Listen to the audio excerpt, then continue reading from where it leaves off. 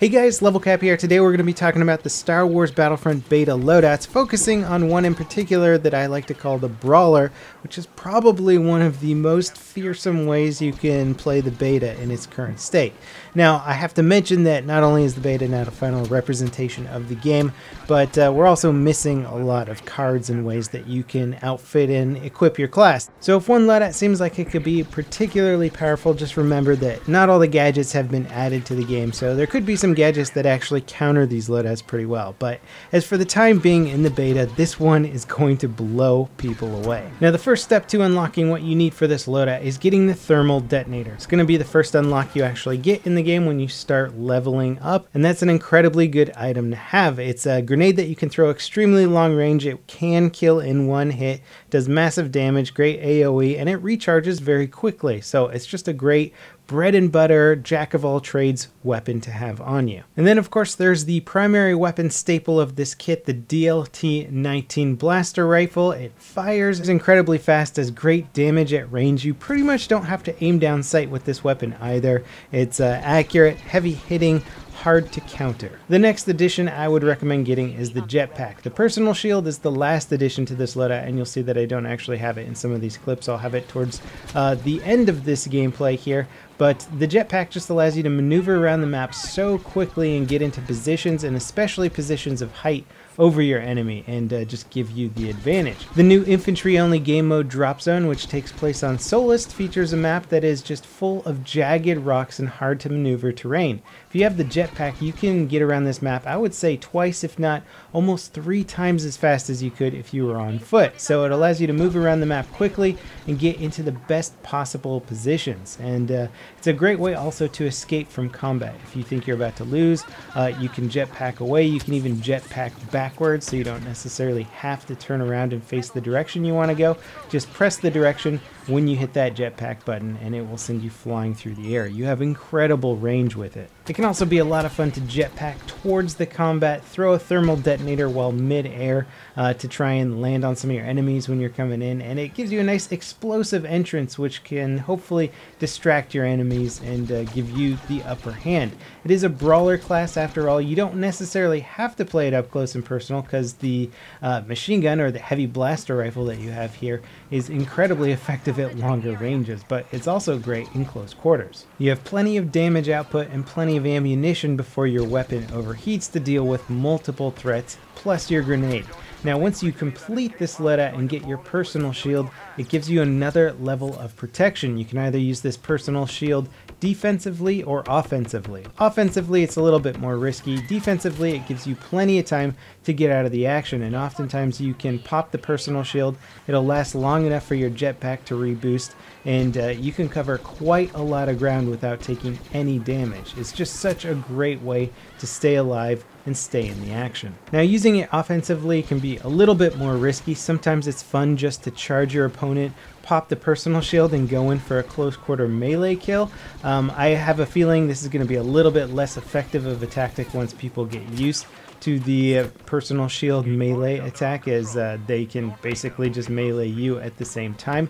But what I do notice is that when I'm charging somebody with a personal shield up and they're getting ready for that melee attack, sometimes the personal shield goes down right before I get there, and I'm ready for it to go down, and I just waste them with my blaster rifle before they anticipate the actual shield going down on its own. One thing you have to watch out for is that once you pop that personal shield, do not stand still, because the cycler rifle can go right through it and you can get headshotted while your personal shield is up. Here I'm actually pushing up with Jack Frags, who is playing as Darth Vader right now, and I end up popping my personal shield in the middle of combat with Darth Vader. He's blocking a lot of the laser shots, I'm blocking laser shots, and you can actually work together with some of the incredibly powerful heroes in the game with this class. One thing that this class doesn't do that well is take on vehicles in Walker Assault. So you can take on vehicles, you can shoot them, you know, just like any other class can, but you're not going to do massive damage unless you pick up up some battle pickups or something like that. Unfortunately, some of the cool anti-vehicle gadgets were removed from the multiplayer element.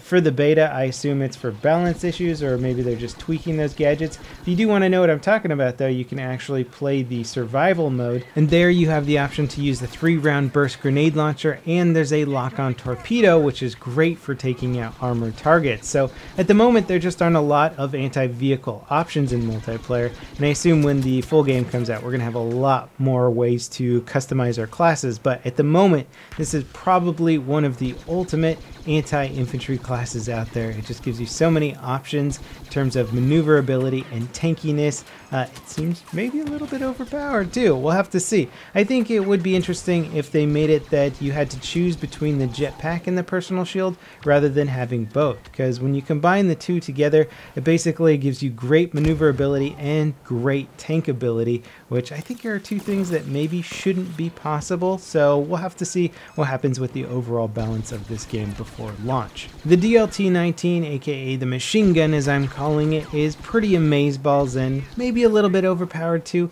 I think the fact that it's so good at long range and hip firing at the same time might be a little bit too good. I wouldn't mind if they actually tried to reduce the effectiveness of this weapon by maybe making the hip fire less accurate, since it's still so darn effective at long range. Make the players aim down sights a little bit more frequently, which would reduce their maneuverability and essentially the effectiveness of this class. Make them choose between long range effectiveness and close range effectiveness rather than just having both. Now you'll notice that I'm playing primarily from the first person perspective, and that's not to say that you should also be playing from first person. This game does a great job of simulating third person combat, and it in fact gives you many advantages over first person combat. The one thing that you might have a little trouble with in third person is that occasionally when you're peeking over an object, your blaster rifle will actually hit the cover that's in front of you, because it's sometimes hard to gauge the level of your weapon. But beyond that, playing from third person gives you much better situational awareness, and it also allows you to peek around corners. I like first person aesthetically, and it's kind of a legacy thing for me right now, so it's just more enjoyable personally for me to play from first person mode, but I might start switching over to third person just because of the massive benefits for it. Now, if you didn't happen to get an early access code to the Battlefront beta, don't worry, it is coming out for everyone on the 8th, and this is a great loadout to shoot for. I think if you're finding that you're having trouble taking on your opponents, or you're just getting wrecked, try out the DLT-19 and the jetpack. It is just the way to go. It's a lot of fun. You can certainly mix it up, you know, depending on the map or game mode that you're playing, but for Drop Zone, a map that you need to move around quickly and engage nothing but infantry, there is nothing better than this loadout. It just wrecks everyone. So anyway, that wraps it up for this class setup video in Star Wars Battlefront beta. I hope to see you guys in the beta on the 8th. And as always, thanks for watching. I'll see you next time. This is LevelCap signing off.